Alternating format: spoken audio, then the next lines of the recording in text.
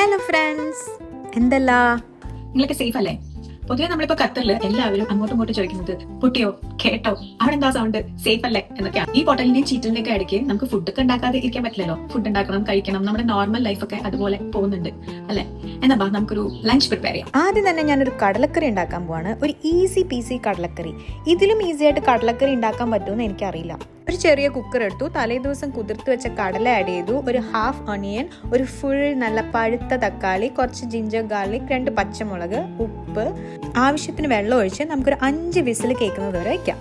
എന്നിട്ടൊരു ചെറിയ പാനിലേക്ക് കുറച്ച് വെളിച്ചെണ്ണ ഒഴിച്ച് കടുക് വറുത്തിട്ട് അതിലേക്ക് കുറച്ച് വറ്റൽ മുളകും പിന്നെ ബാക്കി പൊടികളൊക്കെ ആഡ് ചെയ്യാം. പൊടികളെന്ന് പറയുമ്പോൾ മുളക് പൊടി, മഞ്ഞൾപ്പൊടി, ചിക്കൻ മസാല, ഗരം മസാല, ഇത്രയാണ് ഞാൻ ആഡ് ചെയ്യുന്നത്. ചിക്കൻ മസാല ആഡ് ചെയ്യുന്നത് ഒരു ചിക്കൻ കറിയുടെ ഫ്ലേവർ കിട്ടാൻ വേണ്ടിയിട്ടാണ് കേട്ടോ. ഞാൻ ഫ്ലെയിം ഓഫ് ചെയ്ത് വെച്ചിട്ടാണ് ഈ പൊടികളൊക്കെ ആഡ് ചെയ്തത്, അല്ലെങ്കിൽ എല്ലാം കൂടി കരിഞ്ഞു. എന്നിട്ട് ഇതെല്ലാം കൂടെ മിക്സ് ചെയ്ത് നമ്മൾ നേരത്തെ വേവിച്ച് വെച്ച കടലയിട്ട കുക്കറിലേക്ക് ആഡ് ചെയ്യുക.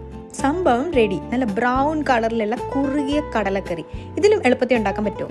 ഇനി നമുക്ക് ചെമ്മീൻ വറുക്കാം. ഞാൻ എപ്പോഴും മീൻ ചെറിയ ക്വാണ്ടിറ്റിയിലാണ് വാങ്ങിക്കുന്നത്. ഞങ്ങളുടെ വീടിൻ്റെ അടുത്ത് തന്നെ നല്ല ഫ്രഷ് മീൻ കിട്ടുന്ന ഒരു കടയുണ്ട്. നല്ല അടിപൊളിയായിട്ട് ക്ലീൻ ചെയ്ത് കൊണ്ടുതരും. അതുകൊണ്ട് നമുക്ക് ആവശ്യമുള്ളപ്പോൾ വിളിച്ച് പറഞ്ഞാൽ മതി.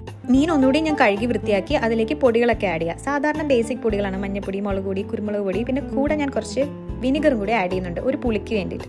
എന്നിട്ട് അതെല്ലാം കൂടി മിക്സ് ചെയ്യാം. ഞാനൊരു 10-15 മിനിറ്റ് മാരിനേറ്റ് ചെയ്ത് വെച്ചിട്ടുള്ളൂ. എന്നിട്ടൊരു ചെറിയ ചീനച്ചട്ടിയിലേക്ക് വെളിച്ചെണ്ണ ഒഴിച്ച് വറുത്തെടുക്കാം. ഇത് ഞാൻ ഇന്നലെ രാത്രി അരിഞ്ഞു വെച്ച ബീൻസും ക്യാരറ്റുമാണ്. ഇത് നമുക്ക് തോരൻ വെക്കാം.